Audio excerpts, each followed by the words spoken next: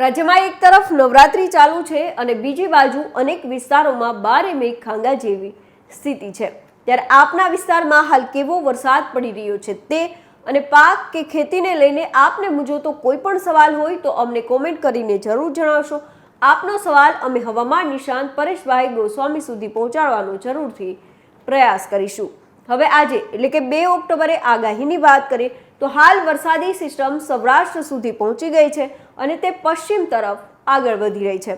તેથી રાજ્યમાં તોફાની પવન સાથે ભારેથી અતિ ભારે વરસાદની શક્યતા છે। પરેશભાઈ ગોસ્વામીએ પણ અમારી સાથેની ટેલિફોનિક વાતચીતમાં ખેડૂતોને સાવચેત રહેવા જણાવ્યું છે। તો હવામાન વિભાગે પણ ભારે વરસાદની આગાહીને પગલે અનેક વિસ્તારમાં એલર્ટ છે તે જાહેર કર્યું છે। આ સાથે માછીમારોને દરિયો ન ખેડવા પણ સૂચના આપવામાં આવી છે।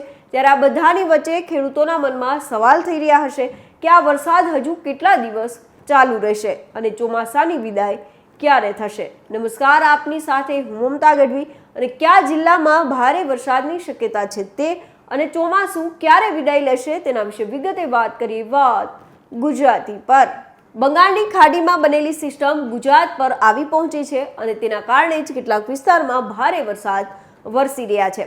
આ સિસ્ટમ ઓડિશા પરથી આગળ વધી હતી અને ત્યારબાદ મહારાષ્ટ્ર પર થઈને ગુજરાત પર પહોંચી છે। બંગાળમાં બનેલી સિસ્ટમ આજે ખંભાતના અખાત અને દક્ષિણ ગુજરાત પરથી પસાર થઈને સૌરાષ્ટ્ર તરફ જઈ રહી છે। સૌરાષ્ટ્રના ભાવનગર, અમરેલી, રાજકોટ, જામનગર અને કચ્છમાં થઈને અરબી સમુદ્રમાં આ સિસ્ટમ જાય એવી શક્યતા છે। આ સિસ્ટમને કારણે આગામી 2 દિવસ સુધી સૌરાષ્ટ્ર અને કચ્છના કેટલાક વિસ્તારમાં વધારે વરસાદ પડવાની શક્યતા છે, જ્યારે બાકીના વિસ્તારમાં હળવાથી મધ્યમ વરસાદ પડી શકે છે। હવામાન બુલેટિન પ્રમાણે આજે એટલે કે 2 ઓક્ટોબરે મોરબી, સુરેન્દ્રનગર, બોટાદ, ભાવનગર, અમરેલી, રાજકોટ, ગીર સોમનાથ, જૂનાગઢ, પોરબંદર, જામનગર, દેવભૂમિ દ્વારકા અને કચ્છના દરિયાકાંઠા વિસ્તારમાં ભારે વરસાદની આગાહીને લઈને યલો એલર્ટ જાહેર કરાયું છે, જ્યારે બાકીના વિસ્તાર એટલે કે બનાસકાંઠા, સાબરકાંઠા, પાટણ, મહેસાણા, અમદાવાદ, ખેડા, આણંદ, વડોદરા, છોટાઉદેપુર, પંચમહાલ, સુરત, તાપી, નવસારી અને વલસાડમાં હળવાથી મધ્યમ વરસાદની શક્યતા છે। આ વરસાદ સાથે 30 થી 40 કિલોમીટર પ્રતિ કલાકની ઝડપે પવન પણ ફૂંકાવાની શક્યતા છે, જ્યારે 3 ઓક્ટોબરે વરસાદની તીવ્રતામાં થોડો ઘટાડો જોવા મળશે। શુક્રવારે કચ્છ, મોરબી, સુરેન્દ્રનગર, રાજકોટ, જૂનાગઢ, મોરબી, ભાવનગર, અમરેલી, પંચમહાલ અને મહીસાગરના કેટલાક વિસ્તારમાં હળવાથી મધ્યમ વરસાદી ઝાપટા પડી શકે છે, જ્યારે વડોદરા, છોટાઉદેપુર, નર્મદા, સુરત, નવસારી, ડાંગ, વલસાડ, દમણ અને દાદરનગર હવેલીમાં હળવા વરસાદ પડી શકે છે। 3 ઓક્ટોબર બાદ રાજ્યમાંથી ધીમે ધીમે વરસાદનું જોર ઘટતું જોવા મળશે અને તે બાદ ચોમાસાની વિદાય થશે। હાલ ખેડૂતોને મગફળી સહિતના પાકનો હાર્વેસ્ટિંગનો સમય છે, એટલે જો રાહ જુએ તો મગફળી જમીનમાં ઉગી જાય એ પ્રમાણેની સ્થિતિ છે અને જો હાર્વેસ્ટિંગ કરે તો પાથરા વરસાદમાં પલળી જાય। જોકે 3 ઓક્ટોબર બાદ સમગ્ર રાજ્યમાંથી ચોમાસું વિદાય લેશે, તે બાદ ખેડૂતો તેમનું કામ છે તે કરી શકે છે।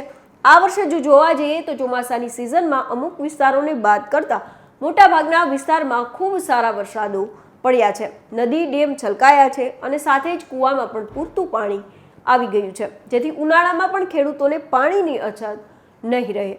પરેશભાઈ ગોસ્વામીએ અમારી સાથેની ટેલિફોનિક વાતચીતમાં જણાવ્યું છે કે રાજ્યમાં 28 તારીખથી વરસાદનો છેલ્લો રાઉન્ડ શરૂ થયો છે। અનેક જગ્યાએ 2 થી 5 ઇંચ સુધીના વરસાદ પડી રહ્યા છે અને ધીમી ધારે હજુ પણ આ વરસાદો છે તે ચાલુ રહેશે। આગામી 2 દિવસ રાજ્યમાં વરસાદો પડવાના છે। અત્યારે ખૂબ ધીમી ગતિએ સિસ્ટમ છે તે આગળ વધી રહી છે। આ સાથે પરેશભાઈ ગોસ્વામીએ ખેડૂતોને સલાહ આપતા કહ્યું છે કે 3 ઓક્ટોબર સુધી કોઈ પણ ખેતીનું કામ કરતા પહેલા ખેડૂતોએ ખાસ કાળજી રાખવી જરૂરી છે, કારણ કે હજુ વરસાદો ચાલુ રહેવાના છે। અમુક વિસ્તારમાં ભારેથી અતિ ભારે વરસાદો પણ પડી શકે છે। વરસાદી સિસ્ટમ અત્યારે સૌરાષ્ટ્ર પર પહોંચી ગઈ છે અને પશ્ચિમ દિશા પર સતત આગળ વધી રહી છે, એટલે જતા જતા પણ આ સિસ્ટમ સૌરાષ્ટ્ર અને કચ્છના અમુક વિસ્તારોને રીતસર ગમરોળી નાખશે। આગામી 2 દિવસ સુધી જૂનાગઢ, ગીર સોમનાથ, રાજકોટ, પોરબંદર, દ્વારકા, જામનગર અને મોરબી જેવા વિસ્તારોમાં ગાજવીજ સાથે ભારે વરસાદની શક્યતા છે। આ સિવાય ભાવનગર, અમરેલી અને બોટાદ જેવા વિસ્તારોમાં હળવાથી મધ્યમ વરસાદ પડી શકે છે, કારણ કે ત્યાં વરસાદની તીવ્રતામાં ઘટાડો થયો છે। જો મધ્ય ગુજરાતની વાત કરીએ તો વિરમગામ, આણંદ, નડિયાદ અને અમદાવાદ જેવા વિસ્તારોમાં 2 દિવસ સુધી સામાન્યથી મધ્યમ વરસાદ વરસી શકે છે। જો ઉત્તર ગુજરાતની વાત કરીએ તો ઉત્તર ગુજરાતમાં બનાસકાંઠા, પાટણ અને મહેસાણામાં અડધાથી લઈને પોણા ઇંચ સુધીના વરસાદો પડી શકે છે, જ્યારે ગાંધીનગર, ગોધરા અને છોટાઉદેપુરમાં વરસાદમાં થોડો ઘટાડો જોવા મળશે। ક્યાંક ક્યાંક હળવા ઝાપટા જોવા મળશે, જ્યારે દક્ષિણ ગુજરાતમાં પણ વરસાદમાં નોંધપાત્ર ઘટાડો જોવા મળશે। એટલે કે મોટાભાગના વિસ્તારમાં હળવાથી મધ્યમ વરસાદ પડશે, પરંતુ એકલ દોકલ વિસ્તારમાં ભારે વરસાદની શક્યતા છે, જેમાં સૌરાષ્ટ્ર અને કચ્છના દરિયાકાંઠાના વિસ્તારમાં ગાજવીજ સાથે ભારે વરસાદ પડી શકે છે અને ચોમાસાની વિદાય બાદ પણ થંડરસ્ટોર્મ એક્ટિવિટીના ભાગરૂપે ક્યાંક ક્યાંક છૂટાછવાયા હળવા ઝાપટા જોવા મળશે। તો અત્યારે બસ આટલું જ। હવામાનને લઈને દરેક અપડેટ આપના સુધી પહોંચાડતા રહીશું અને મળતા રહીશું વાત ગુજરાતી પર।